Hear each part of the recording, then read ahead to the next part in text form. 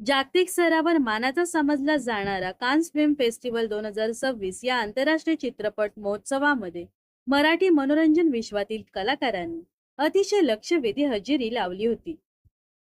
या महोत्सवाच्या रेड कार्पेटवर महाराष्ट्राची लाडकी अभिनेत्री प्राजक्ता माळीने आपली मराठमोळी संस्कृती जपत पारंपरिक नवारी साडी परिधान करून सर्वांचं लक्ष वेधून घेतलं होतं.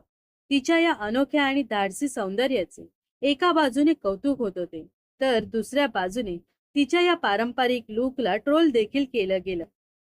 या संपूर्ण वादावर मराठी चित्रपट सृष्टीतील बोल्ड आणि बिनधास्त अशी ओळख निर्माण करणारी अभिनेत्री सई ताम्हणकरने अतिशय स्पष्ट आणि सडेतोड भूमिका मांडली आहे. एखाद्या कलाकाराने आंतरराष्ट्रीय मंचावर स्वतःला कसं सादर करावं यावर नेहमीच उलटसुलट प्रतिक्रिया येत असतात. प्राजक्ता माळी हिच्याबाबत देखील हेच घडलं आहे. तिच्या लुकवर ट्रोल करणाऱ्यांना सई ताम्हणकरने आरसा दाखवला.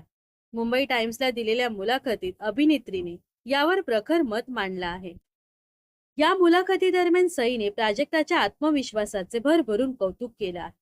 एखाद्या आंतरराष्ट्रीय स्तरावरील मंचावर स्वतःला आत्मविश्वासाने सादर करणं खरंच सोपं नसतं, परंतु प्राजक्ताने मोठ्या आत्मविश्वासाने, ग्रेसने आणि प्रतिष्ठित ठिकाणी स्वतःला कॅरी करणं हे पाहणं खरंच मराठी माणसासाठी अभिमानाची गोष्ट आहे, असं सईने आवर्जून सांगितलं आहे.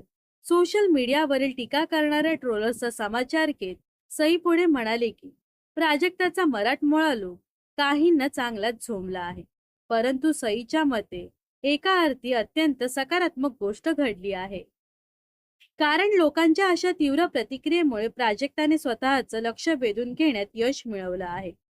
जेव्हा तुम्ही एखादी गोष्ट पूर्णपणे वेगळी आणि नाविन्यपूर्ण पद्धतीने करतात आणि त्यावर लोक बोलू लागतात, याचा अर्थ असा होतो तुमची जगाने नोंद ठेवली आहे.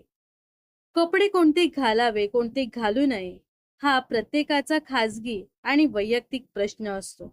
त्यात इतरांनी ढवळाढवळ करू नये, असं देखील सई म्हणाली आहे. तर अभिनेत्री प्राजक्ता माळीचा हा लुक तुम्हाला कसा वाटला नक्कीच कमेंट्स करून सांगा.